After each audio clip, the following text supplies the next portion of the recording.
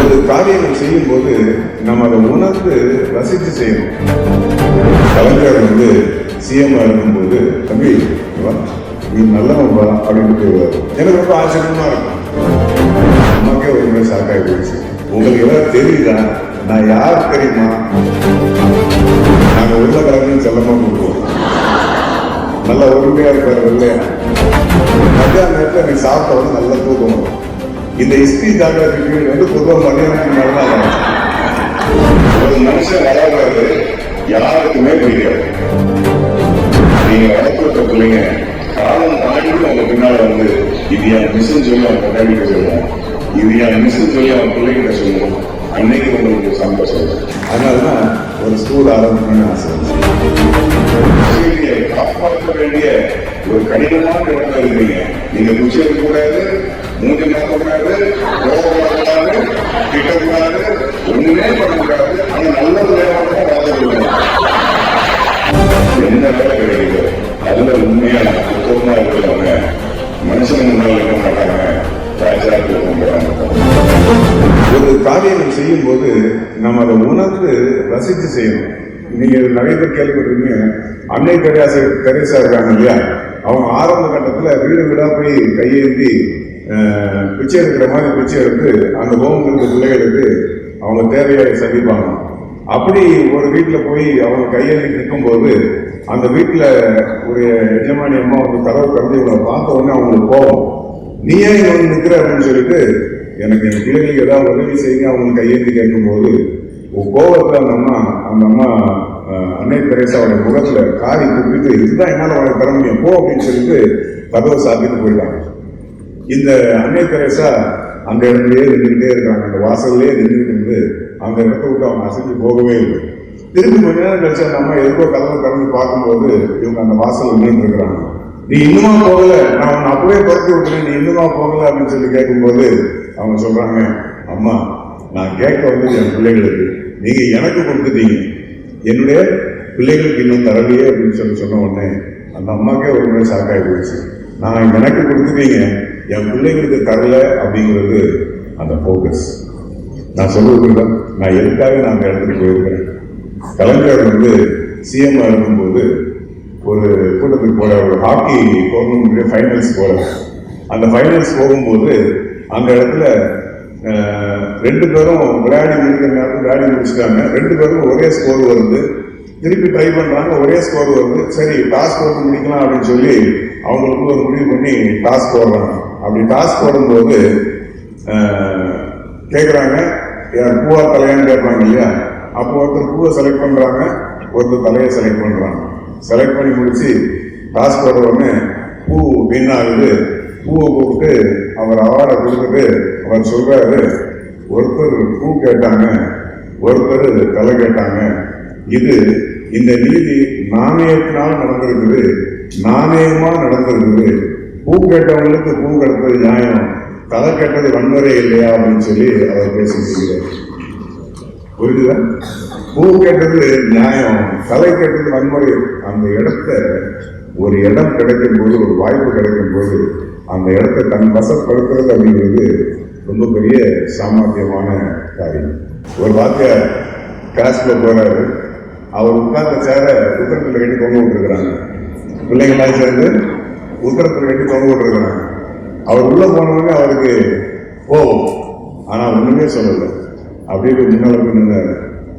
இந்த சேர் மேல தொங்குது இல்லையா, கீழே அது எத்தனை சென்டிமீட்டர் உயரத்துல தொங்குது? உங்களுக்கு எல்லாம் டெஸ்ட், எத்தனை சென்டிமீட்டர் உயரத்துல தொங்குது? அதுக்கு 30 மார்க் கொஸ்டின், 15 நிமிஷம் உனக்கு டைம். எத்தனை சென்டிமீட்டர் தொங்குது அதை மில்லிமீட்டர்ல கன்வெர்ட் பண்ணு. அதுக்கு ஒரு மார்க்கு, இதுக்கு ஒரு மார்க்கு. அப்புறம் இன்னொரு கேள்வி, அதை மேல கட்டுறது உதவி செய்வது எத்தனை பேர்? அதுக்கு 8 மார்க்கு. ரைட்டா? அதை கட்டினது யாரு? அதுக்கு 20 மார்க். மொத்தம் இப்ப வந்துருச்சா பதில்? வந்துருச்சா பதில்? யோசிச்சு பாருங்க. ஒரு கணம் நாம யோசிச்சு பார்க்கறது. பெருமாள் முருகன் ஒரு ஆசிரியர், நீங்க கூகுள் பண்ணி பார்த்தீங்கன்னா தெரியும். பெருமாள் முருகன் ஒரு ஆசிரியர், ரொம்ப பாப்புலரானவர். அவருடைய ரிட்டையர்மெண்ட் நாள் வருது. அவரை பாராட்டி கட்டுரைகள் எழுதி தர சொல்லி சொல்றாங்க. அப்படி கட்டுரைகள் எழுதி தர்றதுக்கு பழைய ஓல்ட் ஸ்டூடெண்ட்ஸ் வந்து ஒரு 70-80 பேர் கட்டுரை எழுதி கொடுக்குறாங்க. அதுல ஒரு 30 பேருடைய நல்ல ஷார்ப்பா இருக்கிற கட்டுரைகளை தொகுத்து எடுத்து ஒரு புஸ்தகமா வெளியிடுறாங்க. அதுல ஒரு நபருடைய அவர் தன்னை விட்னஸ் படுத்தி அதை சொல்லியிருக்கிறார். பெருமாள் முருகன் சாருடைய குவாலிட்டியை சொல்லும்போது அந்த ஸ்டூடெண்ட் வந்து இப்போ அவர் படிச்சு முடிச்சு பெரியாரா இருக்கிறாரு. அந்த ஸ்டூடெண்ட் வந்து ரொம்ப வால் பையன், கிளாஸ்ல ரொம்ப ரவுடித்தனம் பண்ணிக்கிட்டு ரொம்ப ரோகா இருந்துக்கிட்டு யாருக்கும் சண்டை போடுறது, யாரும் அடிக்கிறது, டீச்சர்ஸை மதிக்கிறது இல்லை, இப்படி நிறைய பிரச்சனை பண்ணிக்கிட்டே அந்த ஸ்டூடெண்ட் இருக்கும்போது ஒரு நாள் பெருமாள் முருகன் சார் என்ன பண்றாரு, அந்த ஸ்டூடெண்ட்டை அவருடைய ரூமுக்கு கூப்பிட்டு விடுறாரு, அவருடைய ஸ்டாஃப் ரூம் கூப்பிட்டு விடுறாரு. இந்த பையனும் போறான். எப்பவுமே என்னன்னா ஸ்டாஃப் ரூம் கூப்பிட்டு அங்க வச்சு நல்லா சாப்பிடுவாங்க, திட்டுவாங்க. ஏதோ ஒன்று நடக்க போகுது, இன்னைக்கு வழக்கம் போது நடக்க போகுதுன்னு இவரும் தன்னை அடி வாங்குறதுக்கு தன்னை தயார்படுத்திக்கிட்டு அந்த இடத்துக்குள்ள அவர் போனா பெருமாள் கொஞ்சம் உட்கார்ந்து இருக்கிறாரு. அவருக்கு முன்னால் ஒரு மேஜை இருக்கு, அதுக்கு அடுத்தாப்புல இருக்கிற சேரை காட்டி தம்பி உட்காருங்க அப்படின்னு சொல்றாரு. எப்படி தம்பி உட்காருங்க. 30 வருஷத்துக்கு முன்னால இப்பவே நீங்க பிள்ளைங்களை முன்னால உட்கார வச்சு பேச மாட்டீங்க. 30 வருஷத்துக்கு முன்னால பிள்ளைங்களை பார்த்தா பிள்ளைங்களாவே நினைக்கிறதுல வாத்தியார்கள். அப்போ உட்கார வச்சு பேசுறதுலாம் பெரிய ரெக்கக்னேஷன். அப்போ உட்காரு தம்பி அப்படின்னு சொல்லும் போது அந்த பையனுக்கு ஒரே கூச்சமா இருக்கு. இல்ல நான் உட்காருல சொல்லுங்க அப்படின்னு சொல்லி, இந்த தம்பி நான் உங்கள்கிட்ட பேசணும் உட்காருங்க அப்படின்னு சொல்றாரு. அது உட்காருன்னு சொல்லும் போது அந்த பையனுக்கு மறுபடியும் அது மனசு வந்து வரல. சார் நீங்க என்ன கூப்பிட்டீங்களா சார், இல்ல வேற யாரையும் கூப்பிட்டீங்களா சார் அப்படின்னு. இல்லப்பா நான் ஒண்ணுதான் கூப்பிட்டேன், உட்காருங்க தம்பி அப்படின்னு சொல்றாரு. அவன் அப்படியே அப்படி தன்னுடைய நிலைமையே அப்படி மாறுது கொஞ்சமா. அப்படியே அந்த சீட்ல அப்படி நுனியில போய் அவர் உட்கார்ந்து அவர் சொல்றாரு, தம்பி இலக்கிய மன்ற கூட்டம் ஸ்டார்ட் ஆக போகுது, வர்ற புதன்கிழமை வந்து இன்னும் 8 வாரத்துக்கு நம்ம ஸ்கூல்ல நடக்க போகுது, அதுல நீ இந்த நன்றி உரை சொல்றியா அப்படின்னு சொல்லி கேட்கிறாரு. எப்படி நீ நன்றி உரை சொல்றியான்னு கேட்கிறாரு. அவருக்கு தெரியும் அவனுக்கு எந்த தகுதியும் அது கிடையாது, இவனுக்கு தெரியும் என்ன பார்த்து இவர் கிண்டல் பண்றாரு அப்படின்னு சொல்லி. உடனே அவன் கேட்கிறான், சார் யாரும் தெரிஞ்சு அவன்கிட்ட பேசுறீங்களா, உங்களுக்கு ஏதாவது தெரியுதா, நான் யார் தெரியுமா அப்படின்னு சொல்றேன். தம்பி நீ பேசுறியா இல்லையா அப்படின்னு. இல்லை சார் நான் பேச முடியாது.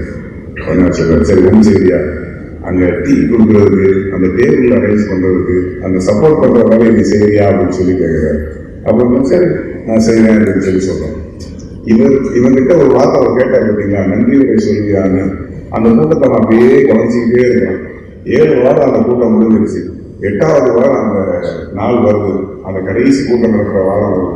அன்னைக்கு பெருமாள் முருகன் கூப்பிட்டு தம்பி இன்னைக்கு வர அந்த நன்றி உரை சொல்ற பையன் இன்னைக்கு வரல, நீ சொல்லிடுறியா அப்படின்னு சொல்லி கேட்கிறாரு. அவன் 7 வாரத்துல ரொம்ப மாறிட்டான். சரி நான் சொல்றேன் சார் அப்படின்னு சொல்றான். ஓடி போய் தனியா உட்காந்து புத்தகங்களை பரட்டி அவனுக்கு என்ன புரியுதோ தெரியுதோ கொஞ்ச நேரம் அவன் 1/2 மணி நேரம் தேடி பார்த்துட்டு நன்றி உரை சொல்றது வந்து நின்னான். அவன் பேசி முடிச்சுட்டு கீழே இறங்கினான். எல்லாரும் அவனை பார்த்து கை தட்டினாங்க. ஏன் தெரியுமா, ஸ்கூல்லேயே ஒரு வாழ் பையன், ஸ்கூல்லேயே ஒரு பொறுக்கி பையன், யாருமே மதிக்க முடியாத ஒரு பையன் இன்னைக்கு மேடையிலிருந்து பேசி சந்தோஷமா கீழே இறங்கணும்னு எல்லாரும் கை தட்டினாங்க. அவனுக்கு தாங்க முடியல சந்தோஷம். அப்படியே கீழே இறங்கினான். அவன் சொல்றான், அந்த நாள் என் வாழ்க்கையில என்னையும் மதிச்சு ஒரு வாக்கியம் எனக்கு கூப்பிட்டு உட்கார வச்சார், என்னையும் மதிச்சு என்னை பேச வச்சார். என்னை பார்த்து அந்த கூட்டம் முழுவதும் கையை தட்டிச்சு. இந்த நாள் எனக்கு ஒரு மாற்றமான நாள். அந்த ஸ்டூடெண்ட் அதுக்கப்புறம் ஒரு சின்சியர் ஸ்டூடெண்டா மாறி அவன் படிச்சு ஒரு இங்கிலீஷ் லெக்சரரா மாறி அதுக்கப்புறம் ஒரு காலேஜுக்கு பிரின்சிபலா மாறி நம்முடைய தமிழ்நாடுடைய எஜுகேஷன் டிபார்ட்மெண்ட்டுடைய டெபுட்டி டைரக்டரா மாறி தன்னுடைய பணியை இன்னைக்கு செஞ்சுட்டு இருக்கிறார். ஏன் யோசிக்கிறீங்க? இது ஆசிரியர்கள் செய்ய முடிய சாதனை, செய்ய முடிய. எனக்கு 8ஆம் கிளாஸ்ல ஒரு வார்த்தையா இருந்தார். ஏன்னா எவ்வளவு நேரம் பேசணும், நாங்க தைரியம் தரல பார்த்தீங்களா. எனக்கு 8ஆம் கிளாஸ்ல ஹாரிஸ் வார்த்தையா இருந்தார். எனக்கு மத்தியானம் எனக்கு சைக்கிள் ஓட்டுறது ரொம்ப பிடிக்கும். நான் படிக்கும் போது எங்களுக்கு பஸ் பாஸ் ஒன்று கொடுப்பாங்க, டோக்கன் ஒன்று கொடுப்பாங்க. எத்தனை பேர் அதை வாங்கியிருக்கீங்க? 7 ரூபா 50 பைசா பஸ் பாஸும் கொடுத்துருவாங்க. நம்ம ஸ்கூல் போற ரூட்ல போயிட்டு வரலாம். டோக்கன் ஒன்று கொடுப்பாங்க. அது பல்லவன் எங்கெல்லாம் போதும் அங்கெல்லாம் போகலாம். ஸ்டூடெண்ட்ஸ் வந்து டிக்கெட் எடுக்க வேண்டிய அவசியமே இல்லை. அப்படியும் அதை வாங்கி வச்சு நான் சைக்கிளில் தான் ஸ்கூலுக்கு போவேன். ஏன்னா எங்கள் வீட்டிலேருந்து ஸ்கூலுக்கு போகிறது பஸ்ஸில் போனால் 1.5 மணி நேரம் ஆகும். நான் சைக்கிளில் போனால் 20 நிமிஷம் ஆகும். எனக்கு சும்மா இருக்கிறதா எனக்கு பிடிக்கவே பிடிக்காது. அதனால் நான் சைக்கிளில் தான் போவேன். நான் சைக்கிளில் போயிட்டு அப்படி அழைச்சி வரதான் என்னவோ எனக்கு தெரியாது. மத்தியான நேரத்தில் எனக்கு சாப்பிட்டவங்க நல்லா தூக்கம் வரும். இந்த ஹிஸ்ட்ரி ஜாகிரபி பீரியட் வந்து பொதுவாக மதியானத்துக்கு மேலே தான் வரும். அதுதானோ எனக்கு 8வது சமாச்சாரம் மதியானத்துக்கு மேலே தான் ஹிஸ்ட்ரி ஜாகிரபி பீரியட் வரும் பாருங்க. எனக்கு அவர் பீரியட் வந்து தூக்கம் வந்துடும். அவர் என்ன பண்ணுவாரு, என்னை கவனிச்சுட்டே இருந்துட்டு இந்த வாய்ஸ் கொடுத்து அந்த புக்கை என்கிட்ட கொடுத்து நீ படி அப்படிங்கிறார். சரி, அந்த புக்கை எடுத்து என்னை படிங்க. நான் படிக்க அவர் விளக்கம் சொல்லிட்டு இருப்பார். கிளாஸ்ல பாடம் நடத்திட்டு இருப்பார். அப்புறம் அவர் எனக்கா ஒரு 3 வருஷம் சொல்லுவாரு, தம்பி நீ நல்லவன்பா அப்படின்னு போயிடுவார். நீ நல்லவன்பா அப்படின்னு போயிடுவார். எனக்கு ரொம்ப ஆச்சரியமா இருக்கும். நான் தூங்க வேண்டிய பீரியட்ல எனக்கு படித்து உட்கார வச்சு எனக்கு ஒரு பொறுப்பாக நான் மாற்றிட்டேன். எனக்கு இப்படி முன்னால் இருந்து படிக்க என்னுடைய பயங்கள் காலகட்டத்தை என்னை விட்டு போயிடுச்சு. அதுக்கு முன்னால் நான் எங்கேயுமே ஒரு 10 பேர் நிற்கிற இடத்துல போயிருவேன். இவர் என்னுடைய சூழ்நிலையை என்னை பயங்கரம் மாற்றி விட்டார். நான் இந்த ஆரியன் பப்ளிக் ஸ்கூல் கெட்ட போது கெட்டி முடிச்சு டெடிகேட் பண்ணும்போது நான் கஷ்டப்பட்டு அவருடைய நம்பரை தேடி பிடிச்சி அவருக்கு கால் பண்ணி சார் எப்படி இருக்கீங்கன்னு சொல்லி கேட்டு, நான் உங்களோட ஸ்டூடெண்ட் ஐசக் பேசுறேன், நான் ஒரு ஸ்கூல் கட்டியிருக்கிறேன், நீங்க கண்டிப்பா வரணும், நீங்க தான் வந்து திறந்து வைக்கிறதுக்கு வந்து நிற்கணும் அப்படின்னு சொல்லி அவருக்கு சொன்னேன். அப்ப அப்படியே பேசிட்டு அவர் சொன்னார் ஐசக்குன்னு சொல்லி நான் வருஷத்தை சொன்னோம்னு அவர் சொன்னாரு, செகண்ட் கடை சொல்ல மாமா கடை தானே, உங்க அப்பா தானே ஹார்வர்ட்ல வேலை வச்சுனாங்க, என்ன அவ்வளோ அழகா ஞாபகம் வச்சிருக்காரு. அவர் எத்தனை வருஷம் கழிச்சு அவரை சொல்லிட்டு அவர் சொன்னாரு, நீ நல்லவன்பா அப்படின்னு. ஒரு ஆசிரியருக்கு அர்ப்பணிப்ப நான் சொல்றேன், நீ நல்லவன்பா அப்படின்னு. எனக்கு அந்த வார்த்தை கேட்கும்போது அதே வார்த்தை கேட்கும்போது அவ்வளவு பிரமிப்பா இருந்துச்சு. அப்புறம் திரும்பி சொன்னாரு, தம்பி எனக்கு வர்றதுக்கு ஆசை, எனக்கு இப்ப நடக்க முடியல, என் ஒய்ஃபு படுக்கையா இருக்கா. அப்ப நான் சொன்னேன், நான் உங்களை கார் அனுப்பி நான் கூப்பிட்டுருவேன் சார் அப்படின்னு சொல்லிட்டேன். இல்லம்மா நான் இன்னொரு நாள் முடிஞ்சா நான் வரேன், எனக்கு கண்டிப்பா அன்னைக்கு வர முடியாது அப்படின்னு சொல்லிட்டு அவர் சொன்னாரு, தம்பி நீ ஒரு நாள் ரொம்ப நல்லா வரும்னு எனக்கு தெரியும் தம்பி, அதனாலதான் நான் என் பக்கத்தை உன்னை கூப்பிட்டு வச்சேன் அப்படின்னு. ஒரு ஆசிரியருடைய பங்கு. இன்னொரு வார்த்தையா இருக்காரு எனக்கு 10th ஸ்டாண்டர்ட்ல, அவர் பேர் பத்மநாபன். நாங்க உருளைக்கிழங்குன்னு செல்லமா கூப்பிடுவோம். நல்லா உருளையா இருக்காரு இல்லையா, என்ன பார்த்தாரு அடிப்பாரு. 2 பேர் சண்டை போட்டு நாங்க போய் நின்னோம்னா ஒரு என்கொயரியே கிடையாது, நான் தான் அக்யூஸ்ட் ஆகுது. போட்டு குழந்துருவார். 2016ல நான் படித்த St Paul's higher secondary school வெவ்வேறு அதனுடைய ட்ரைசென்டரி செலிப்ரேஷன் 300வது ஆண்டு விழா 2016ல அதில் நான் சீஃப் கெஸ்டாக போயிருக்கேன். அந்த ஸ்கூலுக்கு சீஃப் கெஸ்டாக போயிருக்கேன். அப்போ என்னுடைய அந்த சந்தோஷம் அப்படிங்கிறது என் வாழ்க்கையில மறக்க முடியாத சந்தோஷம். அப்போ அந்த ஃபங்க்ஷன்லாம் முடிச்சு ப்ரோக்ராம்லாம் முடிச்சு அப்படி கீழே இருக்கும்போது என்னோட பழைய டீச்சர்ஸ்லாம் என்னோட வந்து ஃபோட்டோ எடுத்துருந்தாங்க. அப்போ எங்கள் உருளைக்கிழங்கு சாரும் என் மகன் சொன்னாரு, ஐசக் சார் உங்களோட நான் ஒரு ஃபோட்டோ எடுக்கணுமா அப்படின்னு சொல்லி கேட்டாரு. ஐசக் சார் உங்களோட நான் பேசுற பேச்ச கேட்கறது கூட நேரம் இருக்காத ஒரு ஆசிரியர் என் பக்கத்துல வந்து நின்று என்ன கேட்காமலே நடிச்ச ஆசிரியர் என் பக்கத்துல வந்து, ஐசக் சார் உங்களோட நான் ஒரு ஃபோட்டோ எடுக்கணுமா. அந்த நாள் என்னுடைய 2016 அக்டோபர் மாதம் நான் அந்த ட்ரைசென்டரி செலிப்ரேஷன் போயிட்டு வந்தனால தான் நான் ஒரு ஸ்கூல் ஆரம்பிக்கணும்னே எனக்கு ஆசை வந்துச்சு. ஏன்னா ஜெயிலுக்கு இல்லை, அதனாலதான் ஒரு ஸ்கூல் ஆரம்பிக்கணும்னு ஆசை வந்துச்சு. 99.9% ஒரு மனுஷன் வளர்றது யாருக்குமே பிடிக்காது. யாருக்குமே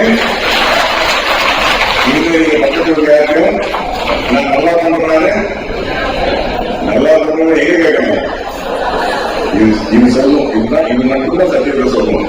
என்ன இது கேளுங்க, உண்மையா வேலை செய்யுங்க. நிறைய பேர் யாருக்கு வேலை சொல்றேன், நல்ல பெர்ஃபார்ம் பண்ணக்கூடியதுல ஒரு 4 பேர் 10 பேர் இருக்காங்க, டிமோட்டிவேட் பண்ணுவாங்க. சரி நீ என்ன பண்ணி என்ன ஆகுது, உனக்கு மட்டும் தனியா தந்து தருவாங்களா,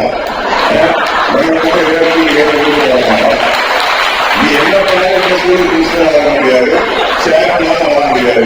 அப்படி எதுக்கு வைக்கிற வேலைன்னு சொல்லி உங்களை மோட்டிவேட் பண்றது கூட்டாங்க.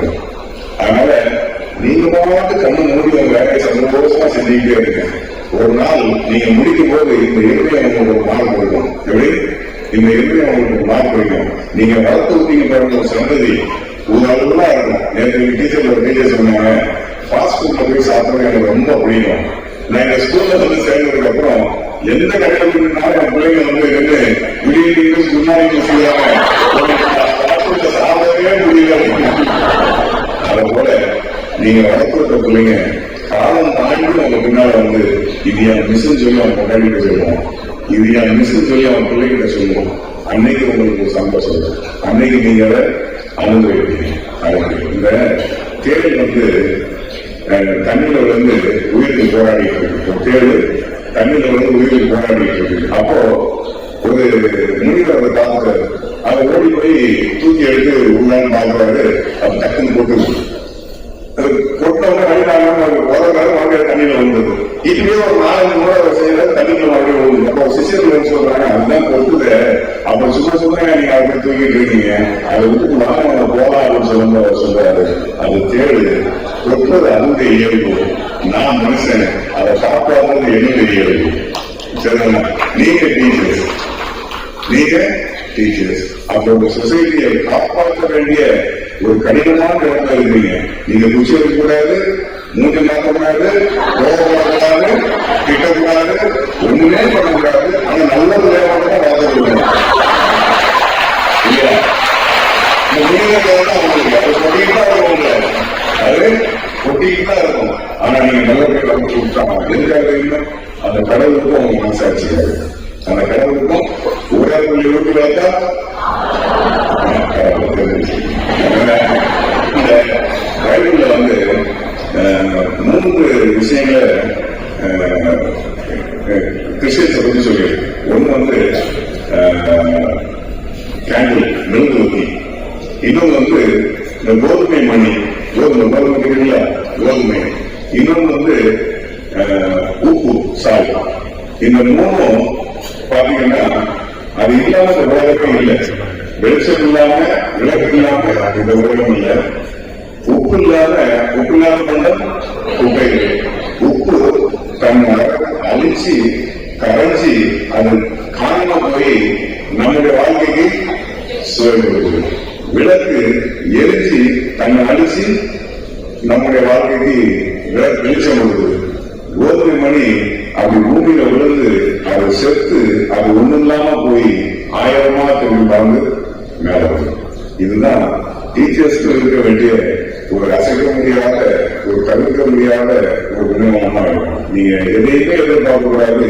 உங்களை நீங்க கரைச்சி உங்களை அழிச்சு பைபிள் வசனத்துக்கு கோதுமை மணியானது செத்ததையாகி பால்கொடுக்கும். எப்படி செத்ததையாகி பால்கொடுக்கும் அப்படின்னா உங்களை அழிச்சுக்கிட்டீங்கன்னா ஒரு தரமான சந்ததியை நீங்க உருவாக்கணும். என்ன வேலை கிடைக்குதோ அதுல உண்மையா புத்தகமா இருக்கிறவங்க மனுஷன் முன்னால் இருக்க மாட்டாங்க, ராஜாக்கள் கொண்டு வராங்க. நீங்களும் ராஜாக்கள் முன்னால் இருக்கணும். பார்த்துக்கணும்.